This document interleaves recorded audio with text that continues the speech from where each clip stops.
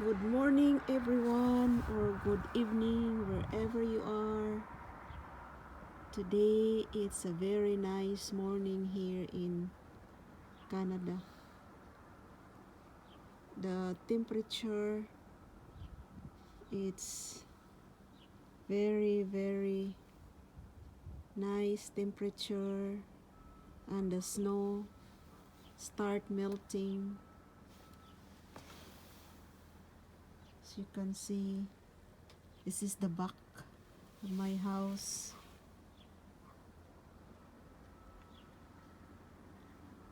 Start melting. Hopefully it will melt all this snow the end of this week, hopefully.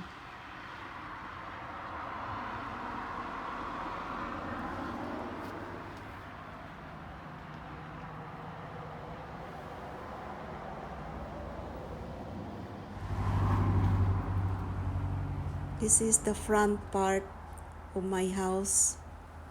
The highway and the side roads, the snow are all melting. It's nice to drive. It's not icy anymore. The sunshine, it makes the day very nice. After showing you the snow I have outside, it start melting. I decided to make you don't have to bake this kind of dessert. It's oatmeal and flax seeds. And I will start putting all the ingredients. I have this here, half a cup of oatmeal, half a cup of ground flax seeds, 1/3 cup of pure semi-sweet chocolate chips,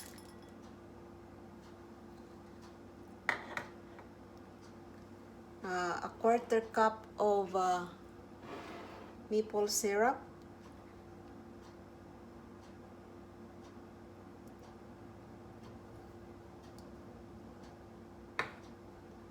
and 1/8 cup of corn syrup.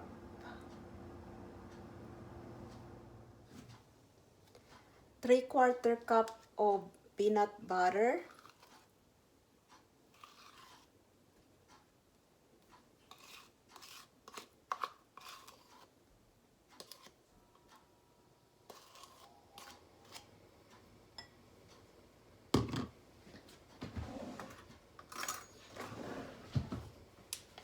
and the last ingredients is the vanilla, 1 teaspoon of vanilla.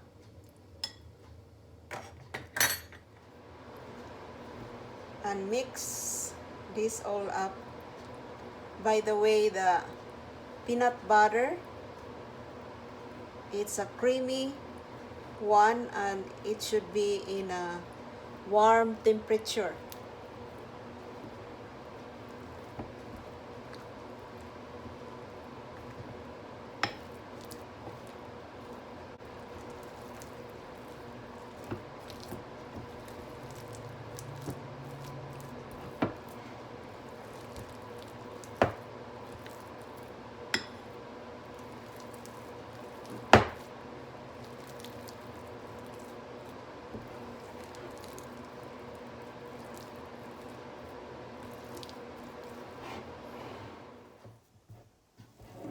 Now I will start making bowls. Put this in a paper baking cups.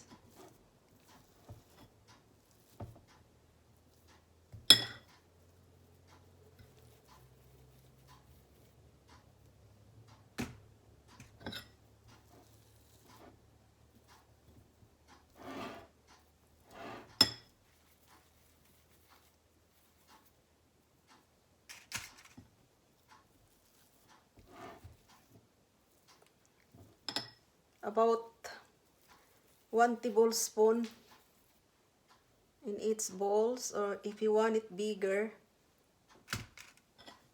you can do that too.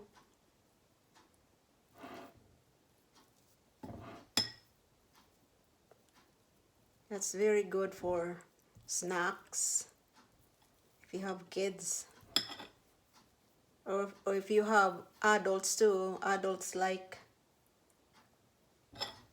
snacks or desserts.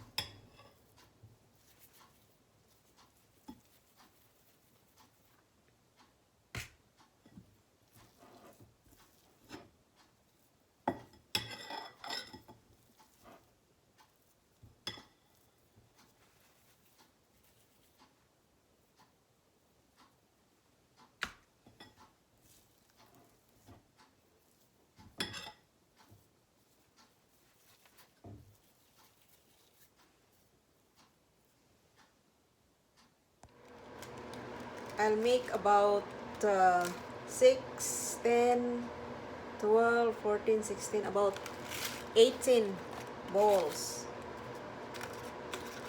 I will put this in the ref and let it sit and cool a little bit, about 15 to half an hour. And see you later. And it's time for testing those balls that I make.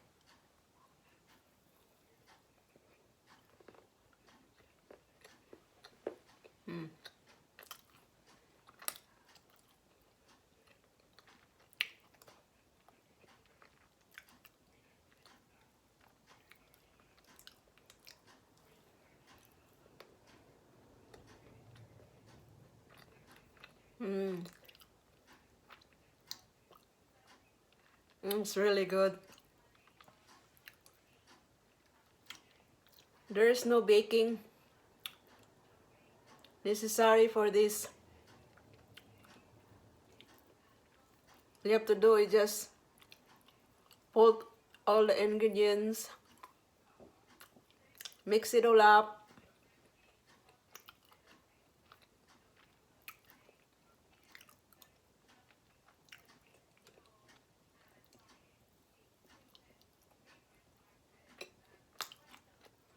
okay guys, thank you for watching my video. You have a nice day. Bye bye.